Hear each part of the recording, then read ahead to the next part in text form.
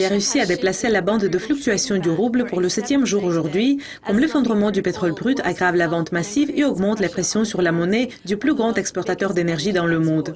Je m'appelle Sinead McLaughlin et c'est la revue de presse de mardi. Selon les données publiées aujourd'hui, la Banque centrale a abaissé le plancher de l'indice de référence ciblé pour le dollar-euro de 10 copecks à 45,35. Le rouble s'est affaibli de 0,3% au cours de son 8e jour de l'affaiblissement et le Brent a chuté de 0,5% à 88,45 $ le baril à Londres. Hier, il a glissé de 1,5%, le niveau le plus bas depuis 2010, après que l'Irak a suivi l'Arabie saoudite et l'Iran dans la baisse des prix. Le rouble montre la pire performance dans le monde depuis juin par rapport au dollar dans le contexte de la pénurie de dollars et des sanctions liées à la crise en Ukraine.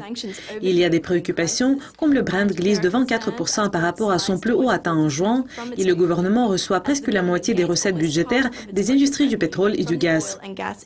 Au cours de ce mois seulement, la Russie a dépensé 6 milliards de dollars en essayant de ralentir la dépréciation, indiquant que les décideurs politiques ont augmenté les taux d'intérêt pour aider la devise.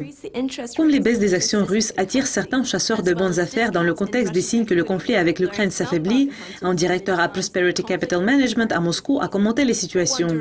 Il y a aujourd'hui une occasion d'achat des actions russes.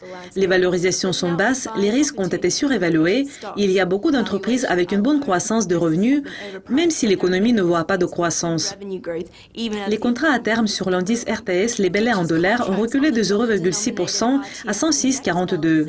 L'indice de volatilité RTS, qui évalue des fluctuations attendues dans les contrats à terme sur des actions, a augmenté de 1% à 31,86. Beaucoup de gens croient toujours qu'il y a encore des tensions entre les deux pays, ce qui pourrait produire un impact négatif sur la croissance. Un officier en chef en matière des investissements à Blue Star Global dit « Les forces soutenues par Poutine causent toujours des problèmes en Ukraine.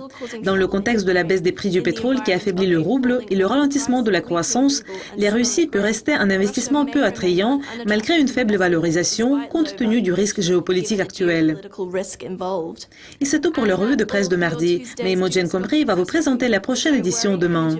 Pour le moment, au revoir.